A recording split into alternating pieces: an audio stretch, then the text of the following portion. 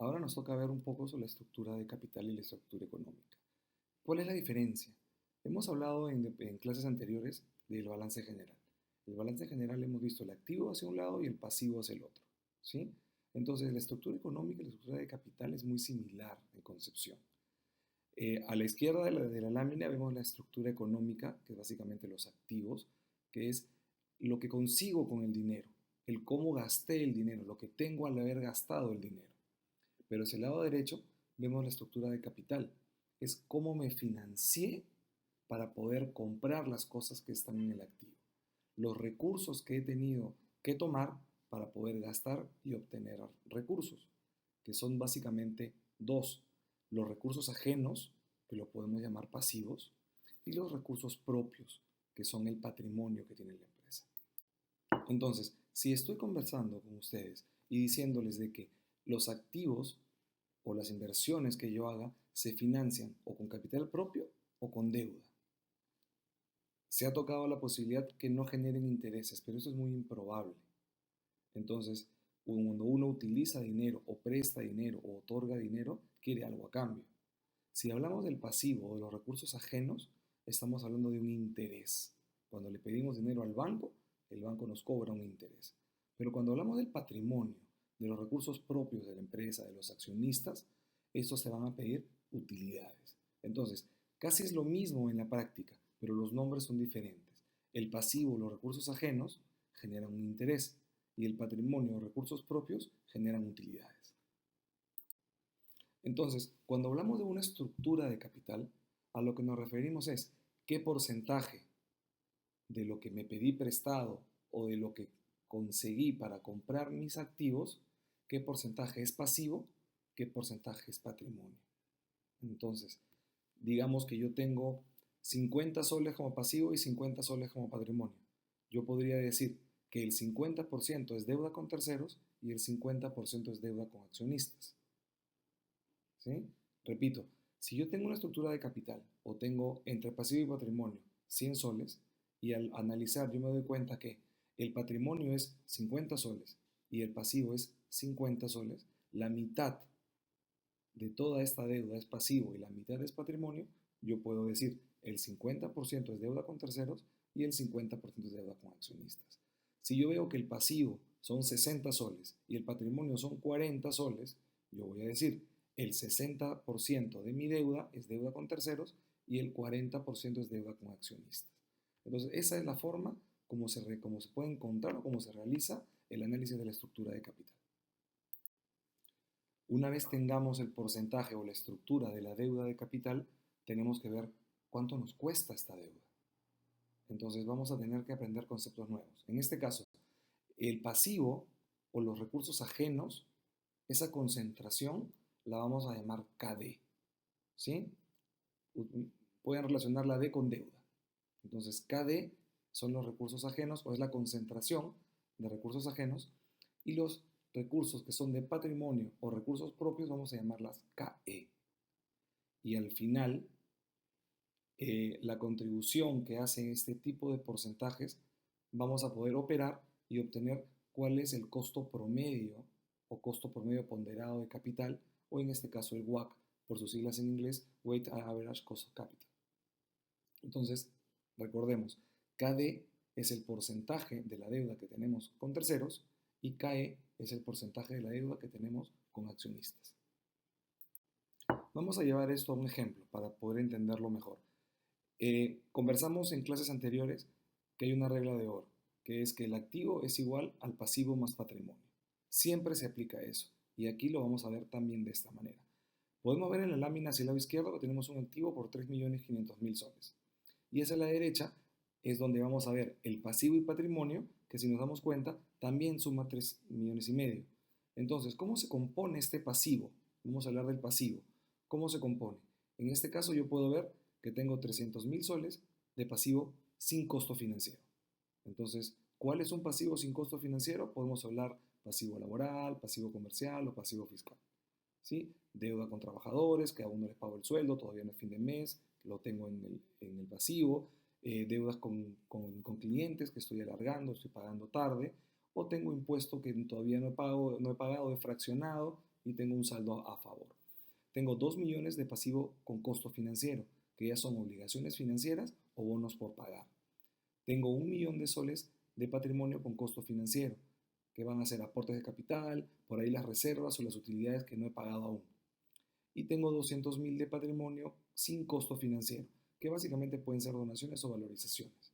Entonces, si aquí nosotros vemos, tenemos el pasivo con costo financiero son 2 millones y el patrimonio, perdón, con costo financiero es de 1 millón.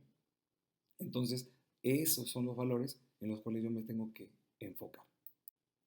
Para continuar con el ejercicio, si vemos que el activo es de 3 millones y medio y ya me están dando como dato que tengo 3 millones financiados con costo financiero, entonces me enfoco en esos 3 millones.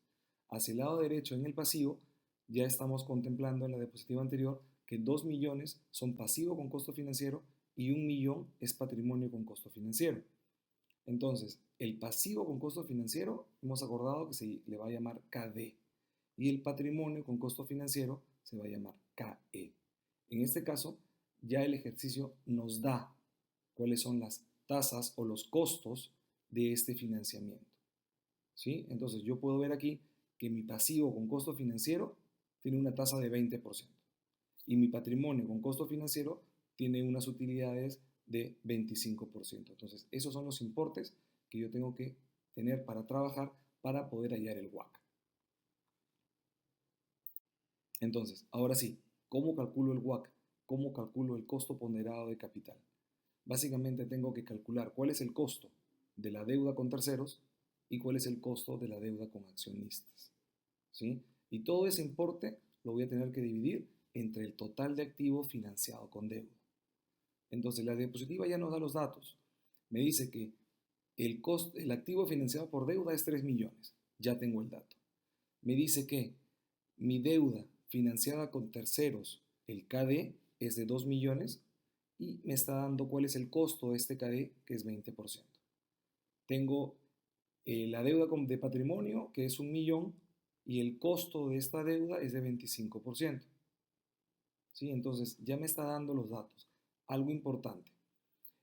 Para poder afinar este cálculo, la deuda con terceros, la deuda con bancos, con alguna entidad diferente a los accionistas, la tengo que multiplicar por 1 menos el impuesto a la renta. ¿Sí? ¿Por qué? Porque ese saldo lo puedo deducir de impuestos. Entonces al final no sería un costo, no sería un costo tan real. Entonces, ya trabajando la fórmula, en este caso, ¿cuál es el importe que tengo de deuda con terceros? 2 millones. ¿Cuál es el costo de esta deuda con terceros? 20%. Entonces, ¿cómo voy operando? Voy poniendo 2 millones por 20% o 0.20 y toda esta parte la voy a multiplicar por 1 menos impuesto a la renta. Para ser un poco más prácticos, lo dejamos en 0.30. Entonces ya voy a tener el primer operador. 2 millones por 0.20, todo esto multiplicado por 1 menos 0.30. ¿A esto qué le voy a sumar? Le voy a sumar la deuda con patrimonio, que es de 1 millón, multiplicado por el costo de esta deuda. En este caso, 25%. Entonces, a todo ese gran importe lo voy a dividir entre la deuda financiada con costo financiero, que es de 3 millones, lo vemos a la izquierda.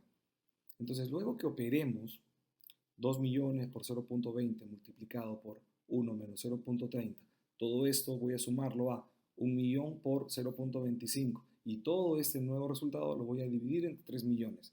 ¿Qué me da? Me da como resultado 0.176.